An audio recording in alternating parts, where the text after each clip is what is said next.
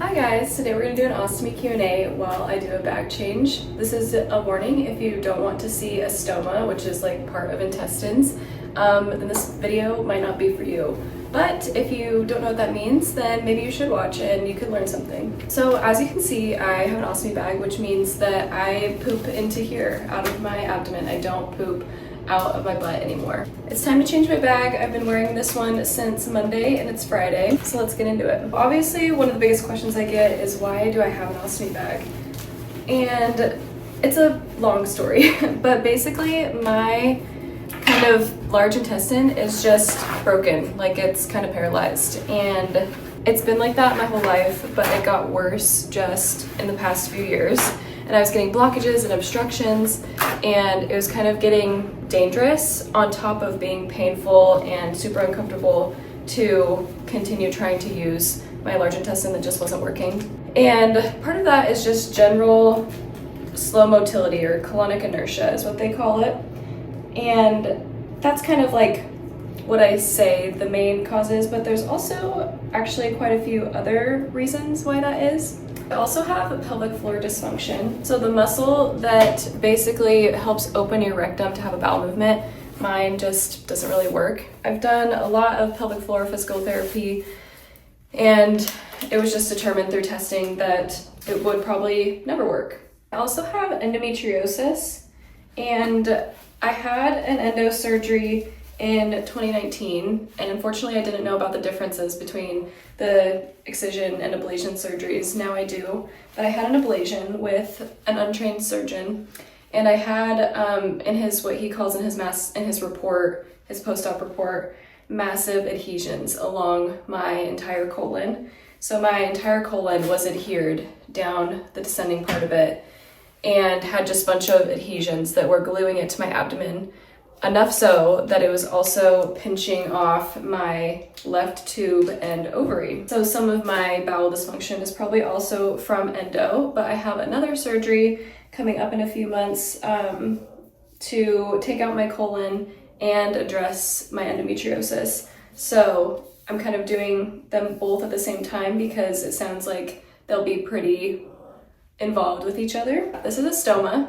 This is the very end of my small intestine. Another reason why my large intestine might not be working is because I have something called visceroptosis, and it's basically when your abdominal organs prolapse into your pelvis. So my stomach, small intestine, and large intestine are all prolapsed into my pelvis, and that makes them kind of collapse on each other, and it can cause symptoms and be problematic. One of the first things people want to know, usually, is can I feel my stoma?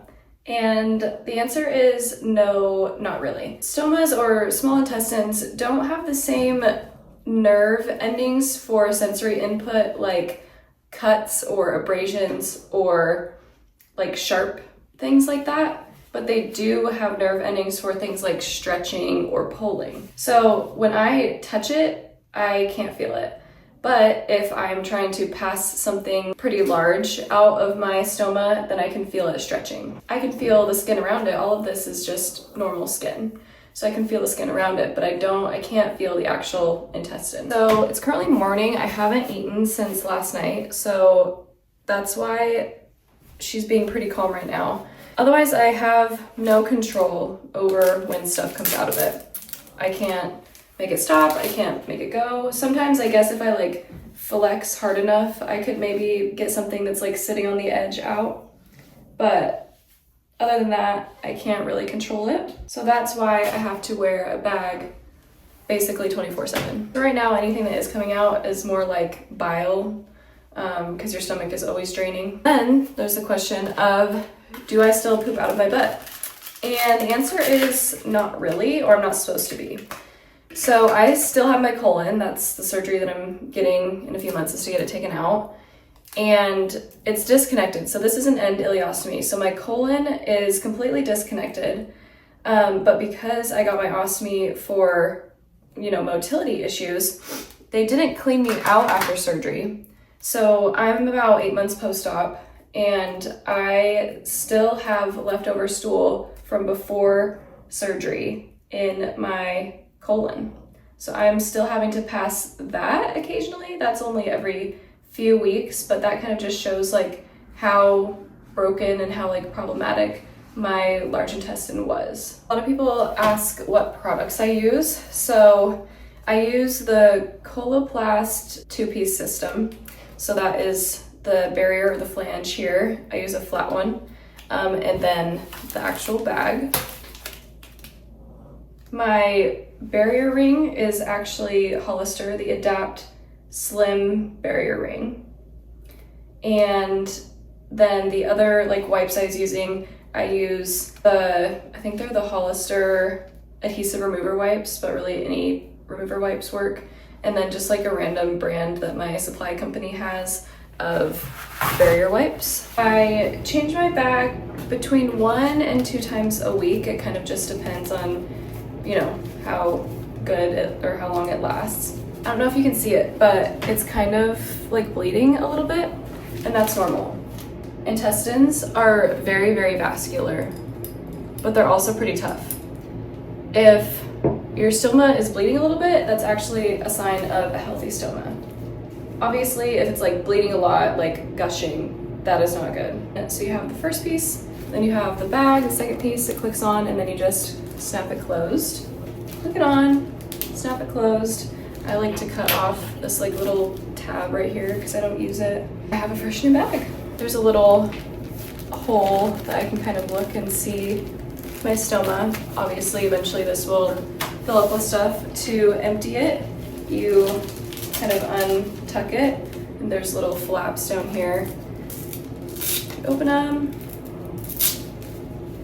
and then empty it, just like that, into the toilet.